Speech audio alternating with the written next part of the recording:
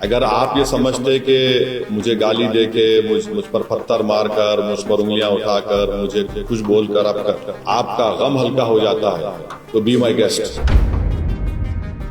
सुना अखिलेश यादव का स्टेटमेंट आया, उन्होंने बोले SIR की वजह से। कब तक पर बकवास बात करेंगे? छोड़िए इसको, आप देखिए आपकी कमजोरी कहां है।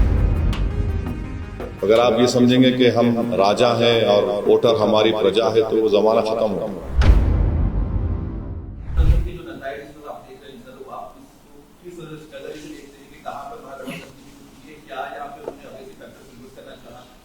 आरजेडी के तेजस्वी यादव ने आपको एक्सप्रेस कहा था और फिर 18% मुसलमानों को रखते हुए नाम डिप्टी सीएम के नाम ना देना, तो क्या ये तमाम जादू बेकार चला गया वहां पर?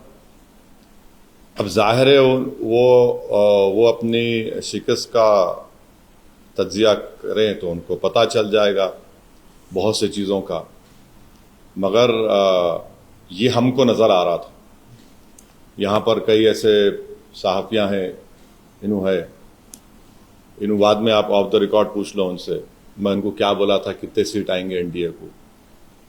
तो ऐसे कई हमारे सहाफ़ी दोस्त हैं, हमारे दोस्त हैं। मैं सबसे एक एप्रीहेंशन का इजहार कर रहा था कि देखो ये लोग इस तरह आगे बढ़ रहे हैं, तो बड़ी अफसोस की बात है कि मेरी बात जो मैंने करा था वो सच हो गई, जिसका खदशा था मेरे को। तो अब ये उनको सोचना है कि क्यों वो लोग बीजेपी को नहीं रोक पा रहे। अगर आप ये समझते कि मुझे गाली देके मुझ पर पत्थर मारकर, मुझ पर उंगलियां उठाकर, मुझे कुछ बोलकर आपका गम हल्का हो जाता है तो बी माई गेस्ट। मगर अगर आप वाकई में कुछ कोर्स करेक्शन करना चाह रहे, अब जैसा मैं सुना अखिलेश यादव का स्टेटमेंट आया, उन्होंने बोले SIR की वजह से। कब तक आप पर बकवास बात करेंगे? छोड़िए इसको, आप देखिए आपकी कमजोरी कहां है।